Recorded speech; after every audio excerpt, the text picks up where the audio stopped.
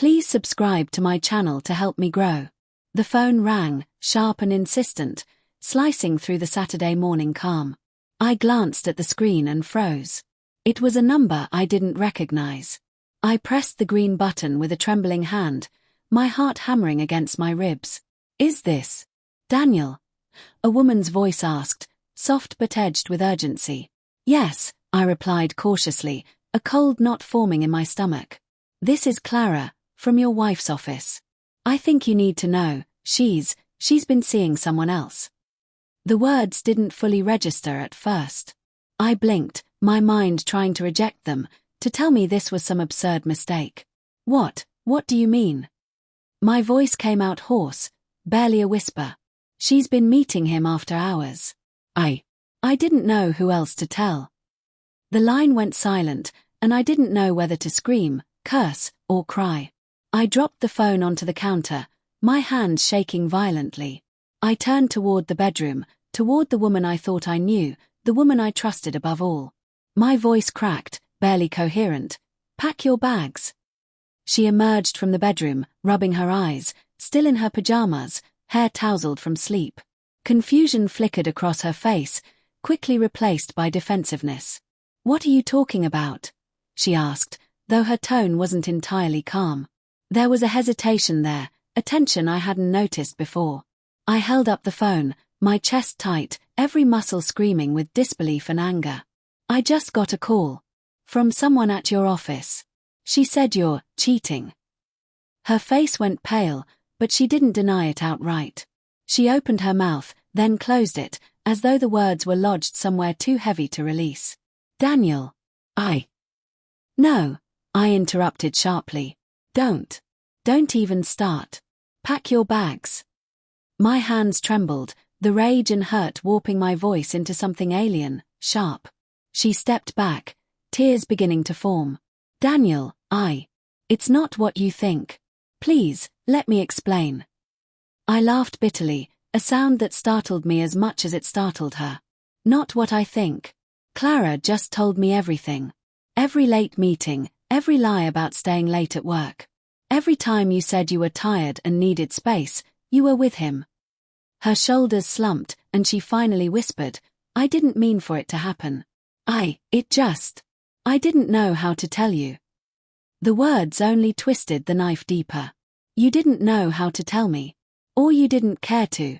How long? She swallowed hard. 6 months. I felt like the ground beneath me had been ripped away.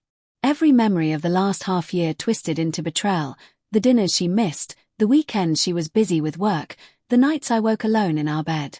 All lies, carefully painted over with small, harmless excuses until the truth bled through. I could smell her perfume, still faintly clinging to her shirt, and it felt like salt on a wound. My heart ached with an unbearable, searing pain. I wanted to scream, to shake her, to demand answers, but the rage was tangled with sorrow so deep I could barely breathe. Why? I asked finally, my voice breaking. Was I not enough? Her tears fell freely now. It's not about you not being enough. I was lonely. I felt invisible sometimes. I made a terrible mistake. I shook my head, disbelief giving way to grim resolve. You made a choice, I said. And that choice destroyed everything. She reached for me, pleading.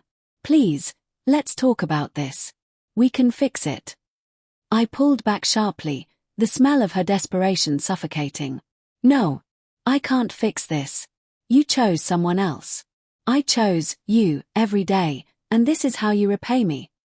The apartment was silent except for our ragged breathing, the distant hum of traffic outside like a cruel reminder of the world moving on while mine had fractured.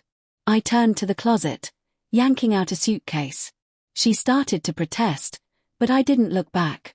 My hands moved mechanically, filling it with clothes, shoes, the little things that had once felt intimate between us, now just reminders of a betrayal I couldn't unsee. When I finally zipped the suitcase, I turned to her. She was sitting on the edge of the bed, her face buried in her hands, a pitiful shadow of the woman I thought I knew. Daniel, please, she whispered. I swallowed the lump in my throat, fighting the urge to collapse, to sob until I couldn't stand anymore. But I couldn't. I had to leave.